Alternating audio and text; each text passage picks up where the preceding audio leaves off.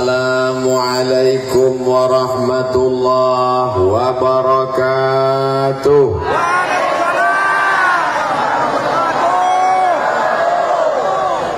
Memang cantik Batu Kualam, diletakkan di tengah laman. Dari bunyi sambutan salam, nampaknya seperti belum makan. Apa kabar semuanya? Saya Kaifa haluk?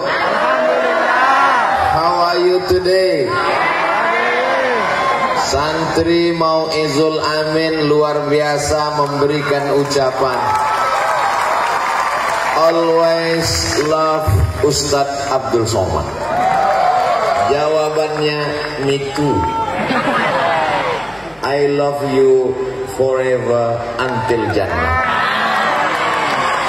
Sesuai dengan hadis Nabi Muhammad sallallahu alaihi wasallam, al-mar'u ma'a man ahab, orang akan bersama dengan siapa yang dia cintai.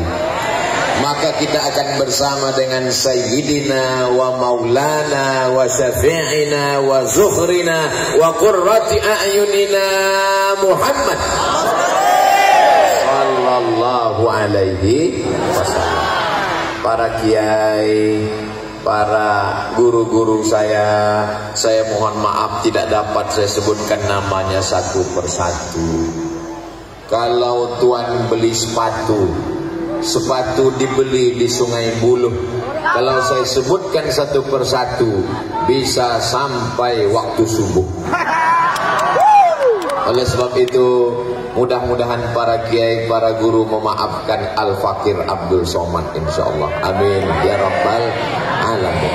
Yang sama-sama kita hormati Raden Kiai Haji Muhammad Amin Rifki AMSH. Loh, tadi katanya nggak mau disebutkan, ini kok Ustaz sebut? Ada tulisannya di sana. Ketua Yayasan sekaligus pimpinan pengasuh Pondok Pesantren Mau'izul Amin Al-Islam. Ketika saya di Mesir dari tahun 1998 sampai tahun 2022, ada senior sahabat kakak kelas saya, beliau angkatan 96, beliau adalah Kiai Haji Dr. Ahmad Fauzi Tijani LCMA, pimpinan Pondok Pesantren Al-Amin Perenduan, hadir bersama kita.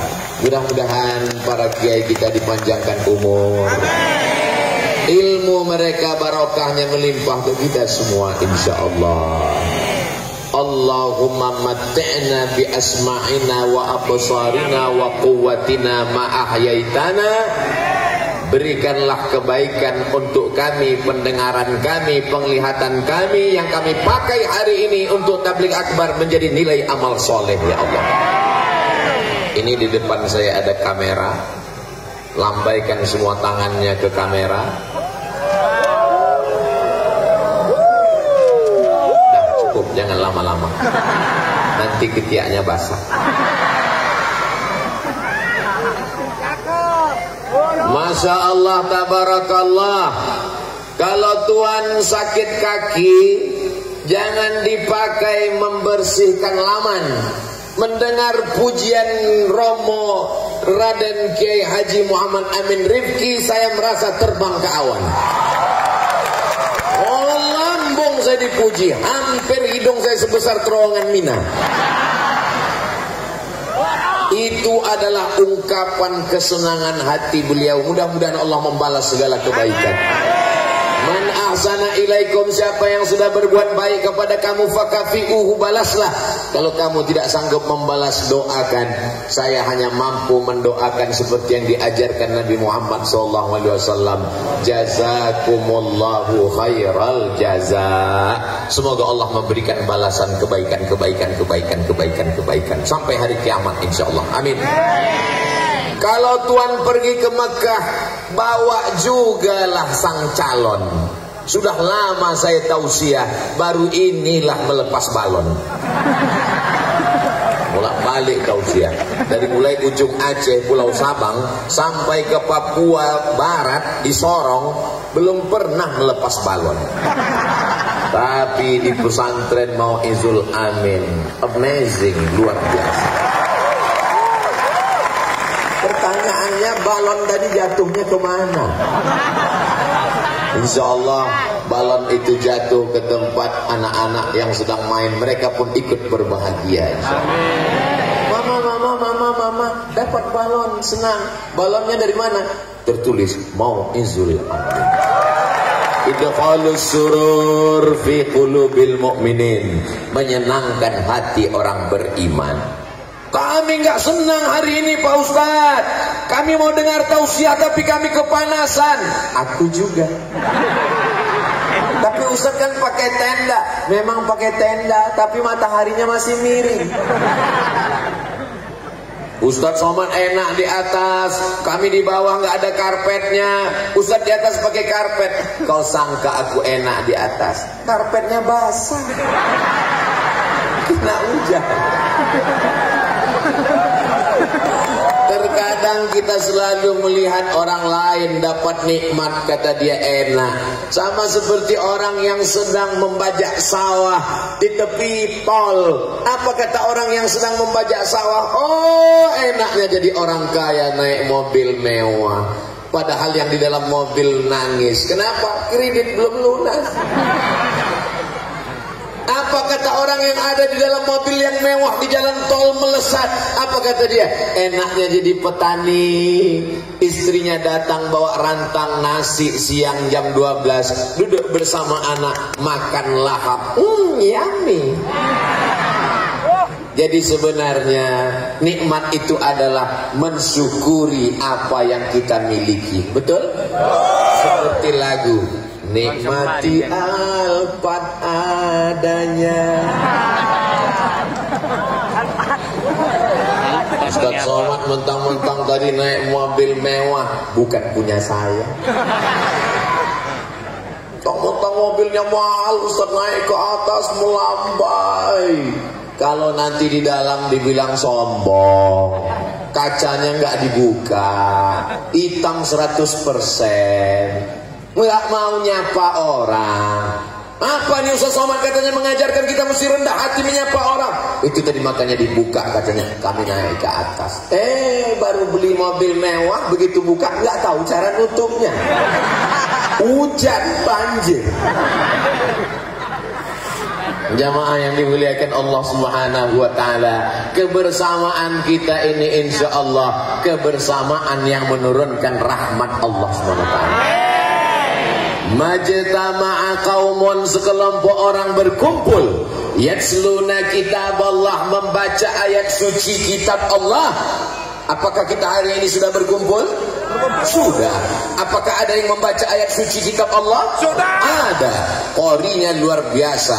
Juara di Makkah biasa, juara di Madinah biasa, juara di Maroko biasa. Tapi qori kita tadi juara di Amsterdam. Amsterdam, Leiden, Belanda yang menjajah kita 350 tahun. Ternyata di sana ada musabaqah tilawatil Quran. Begitu pahlawan bangsa kita berteriak Allahu Akbar, Belanda pun pulang pontang-panting ke Amsterdam. Yang tinggal di negeri kita tinggal satu, terong Belanda.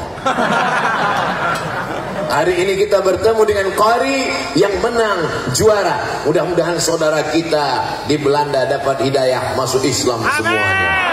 Bersyahadat asyhadu an la ilaha illallah wa asyhadu anna Muhammadan Rasulullah, yang akan mengajar mereka belajar Islam.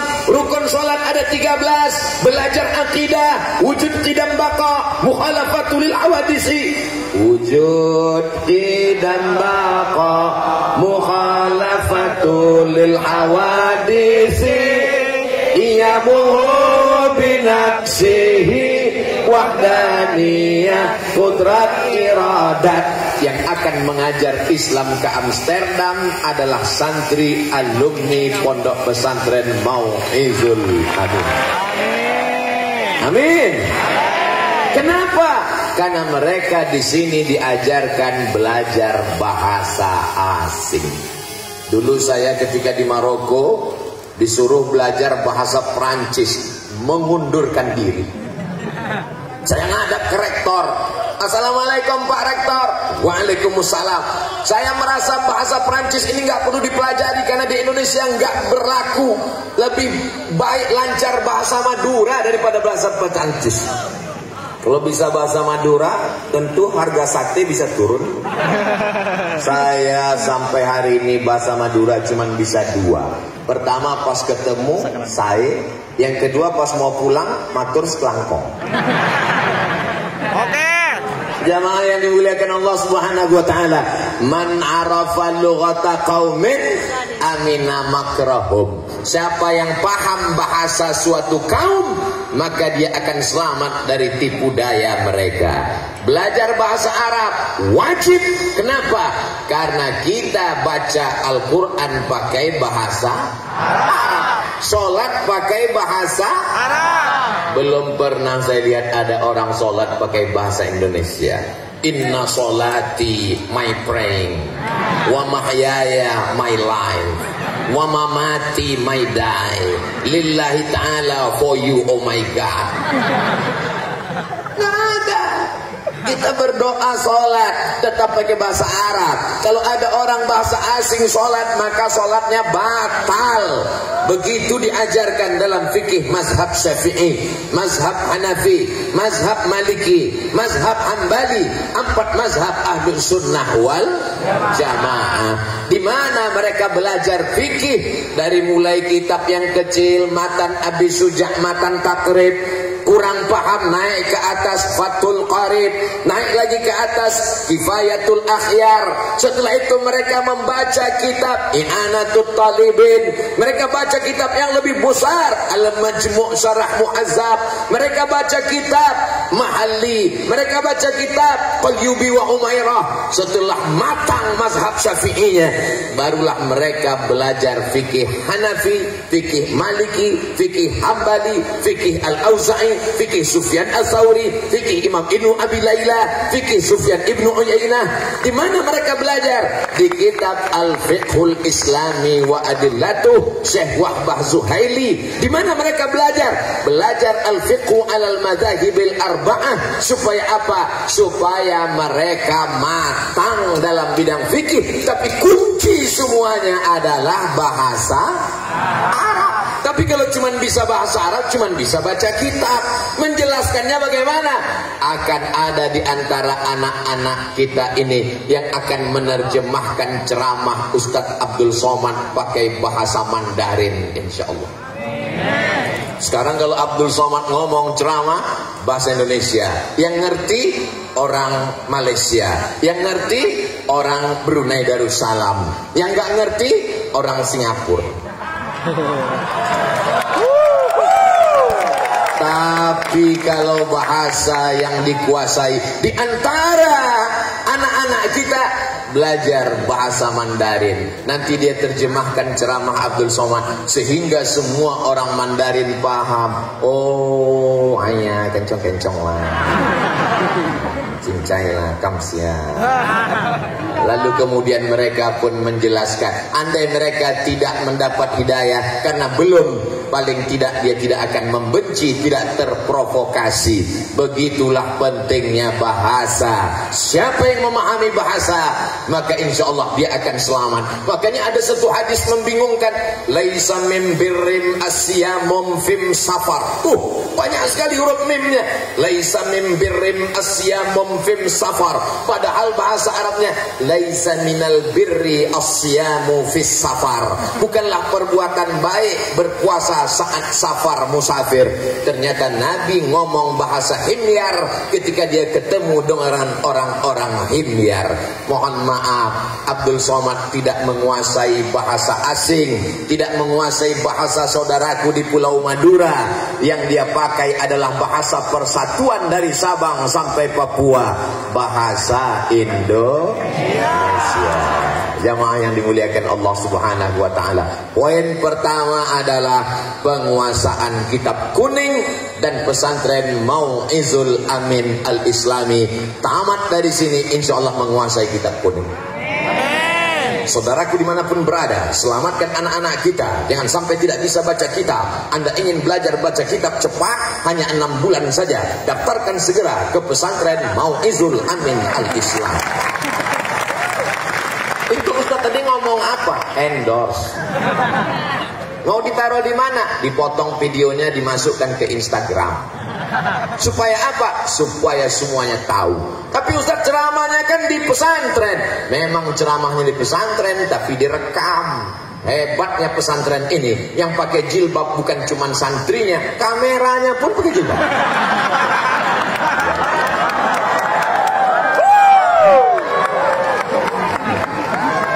Memang betul-betul Islami. Jadi kalau saudara saya tadi Raden Kiai Haji Muhammad Amin Rifki mengatakan bahwa Pulau Madura 100% Muslim, bukan cuman manusianya, kameranya pun Islam juga. Adapun yang ini masih belum mualaf lagi. Sallallahu ala Muhammad, sallallahu alaihi wasallam, sallallahu ala Muhammad, sallallahu alaihi wasallam. Ya Nabi salam alaika, ya Rasul salam alaika, ya Habibi salam alaika, salawatullah alaika. Sekarang akidah anak-anak, benderanya boleh turun. Sekarang akidah anak-anak kita dirusak oleh liberal, betul? Betul. Sekuler, betul? Betul. Komunis, betul? Ateis, betul? Datang lagi kelompok yang lama-lama bangkit lagi sekarang. Apa dia? Khawarij, Murji'ah, Mu'tazilah, Qadariyah, Jabariyah, fitnah khalqil Quran, bermacam-macam. Kalau zaman dulu kiai bisa berkata, jangan baca kitab ini, jangan baca kitab ini, jangan belajar sama ini, jangan dengar ceramah ini. Zaman sekarang tidak bisa lagi. Kenapa? Karena mereka menyampaikan ceramahnya tidak di kamar, tidak di pesantren, tidak di mimbar. Mereka ngomongnya di mana? www.youtube.com. Pemikiran-pemikiran ini masuk ke dalam kamar anak kita, masuk ke dalam kantong anak kita. Tidak ada cara jalan untuk menyelamatkannya kecuali memperkuat akidah Imam Abul Hasan Al-Asy'ari Ahlus Sunnah wal Jamaah. Sekarang ada aliran yang mengatakan bahwa Tuhan pernah ada, tapi dulu. Sekarang Tuhan sudah mati. Nama orangnya Nietzsche dari Jerman. Apa kata dia? Tuhan pernah ada, tapi sekarang sudah mati. Bagi orang yang bingung, tidak belajar, ngamuk, marah-marah. Marah tidak menyelesaikan masalah. Kalaulah marah menyelesaikan masalah, kita buat nama acaranya Marah Nasional Mengatasi Masalah.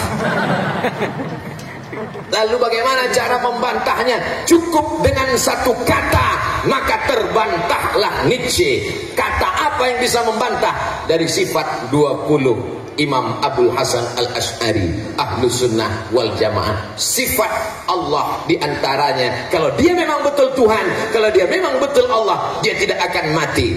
Wujud, tidak baqa, kekal abadi. Berarti kalau mati bukan Tuhan. Kalau mati berarti